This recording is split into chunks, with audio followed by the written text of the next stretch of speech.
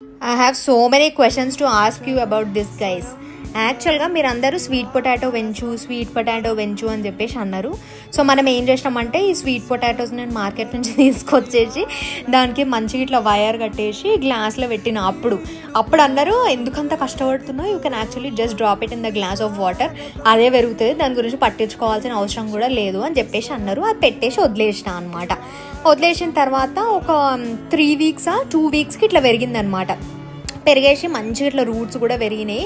నేను at this point of time I thought to keep it in the aquarium guys. ఇట్లా చిన్న చిన్న holders లాగా ఉంటాయి కదా, నెట్టెడ్ హోల్డర్స్ లాగా అక్వేరియంలో పెట్టేటివి, దాంట్లో పెట్టి ఉంచుదాం అని అనుకున్నా. కానీ నాకు అప్రోప్రియేట్ సైజ్ దొరకలే, అవి చాలా చిన్నగా ఉన్నాయి, ఈ స్వీట్ పొటాటోస్ ఏమో పెద్దగా ఉన్నాయి.